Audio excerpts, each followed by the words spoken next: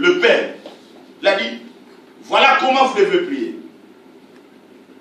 Quand vous priez, dites, Père. Amen. Jésus va révéler aux disciples le Père. Il va révéler aux disciples le Père. Pourquoi le Père? Amen. Pourquoi le Père? C'est pour rapprocher le Fils auprès du Père. Amen. Pourquoi le Père? C'est pour rapprocher le Fils auprès du Père. Amen. Jésus lui-même était le Fils de Dieu. Amen. Alléluia. Amen. Il était auprès du Père. Il était en paix. Alléluia.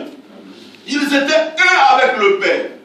Mais nous étions séparés avec Dieu le Père par le péché. Vous me comprenez? Jésus, comme Fils de Dieu, ils étaient un avec le Père. Il n'y avait pas une coupure, il y avait une communion. Parce que Jésus a dit, celui qui m'a vu a vu le Père. Moi et le Père, nous sommes un. Vous comprenez? Mais nous, il y avait une séparation. Voilà pourquoi, lorsque Jésus priait le Père, comme ils étaient un avec le Père, la gloire de Dieu, la puissance de Dieu se manifestait. Vous comprenez? Et par l'influence de la gloire du Père au Fils, l'aspect du visage de Jésus s'est transformé, s'est changé. Il y avait la gloire de Dieu même sur ce vêtement. Maintenant ici, Jésus va révéler le Père pour rapprocher le Fils, pour rapprocher nous étant les enfants qui étaient séparés avec Dieu, de nous rapprocher avec le Père. Alléluia. Alléluia. Pour nous rapprocher avec le Père. Parce que c'est auprès du Père qu'il y a la gloire. C'est auprès du Père qu'il y a la bénédiction. C'est auprès du Père qu'il y a tout. Parce que c'est le Père qui connaît le projet qu'il a formé sur nous. C'est le Père qui connaît. C'est le Père qui a la clé. Alléluia. Amen.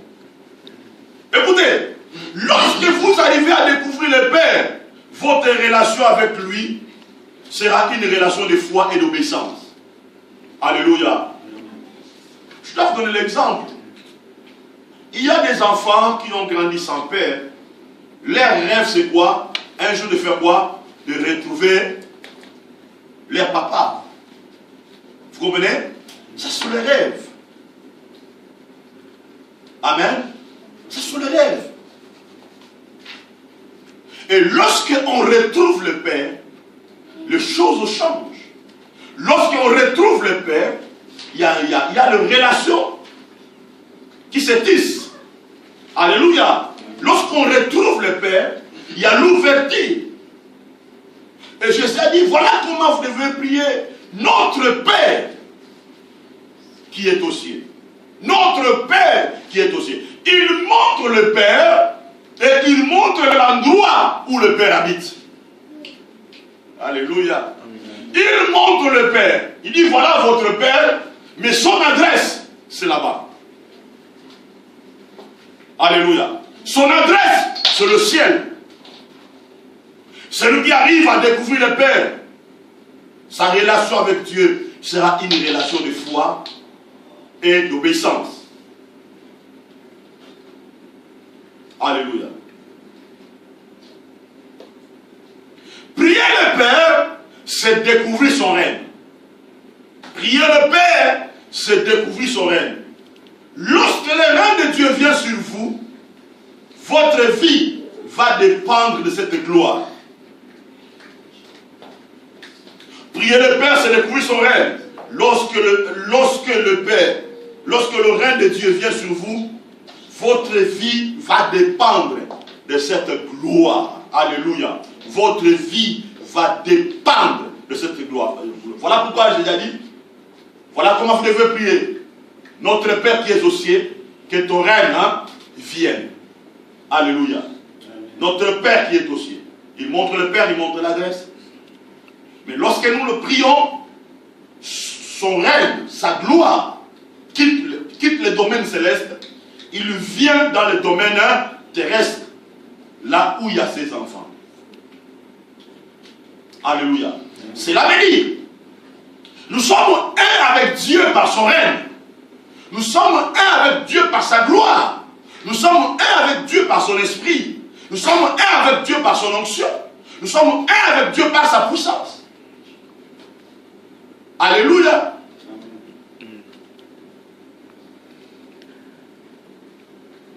Voici donc comment vous devez prier notre Père qui est aux cieux, que ton nom soit sanctifié. Amen. Amen. La puissance de la prière est basée sur la connaissance de Dieu le Père. Hein? La puissance de la prière est basée sur la connaissance de Dieu le Père. Jésus nous a révélé cela. Quand tu as la connaissance du Père, son règne et sa puissance va se manifester à toi. Tu seras l'héritier dans son royaume. Tu vas recevoir la grâce et le privilège venant de lui. Amen.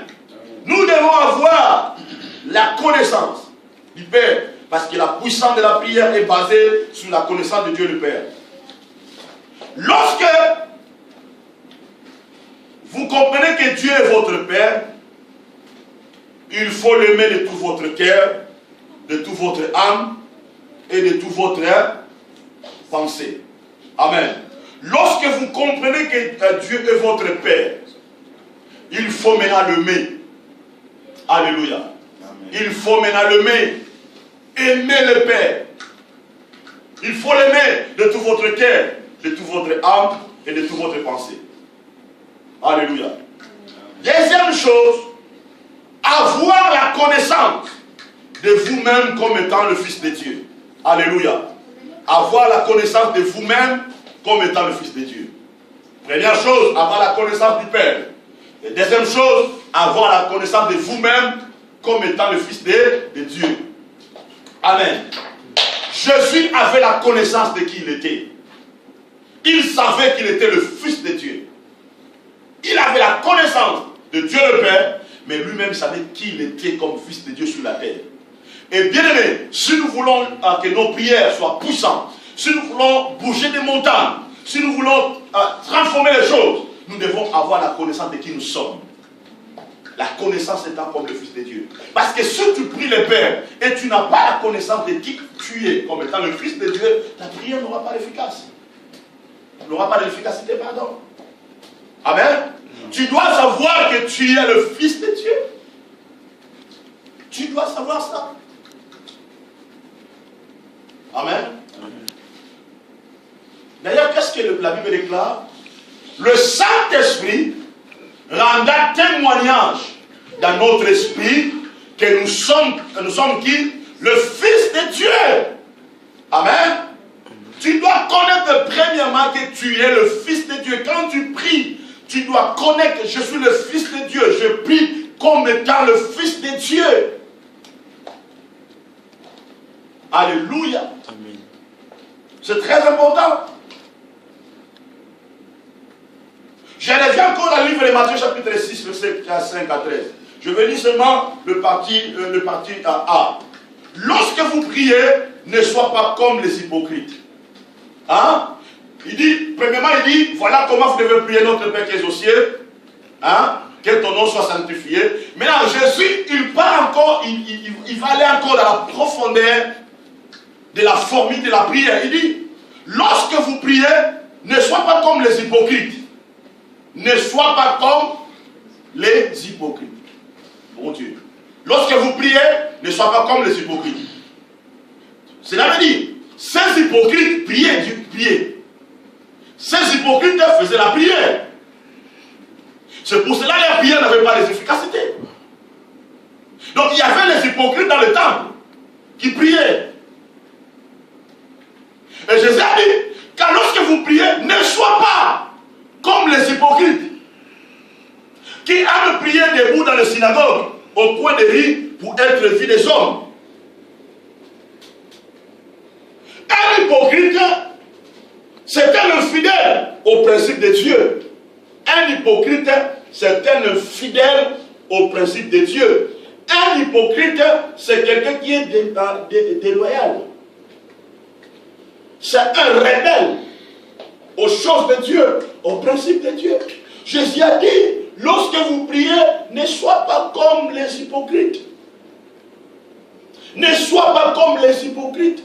Aujourd'hui, nous avons beaucoup d'hypocrites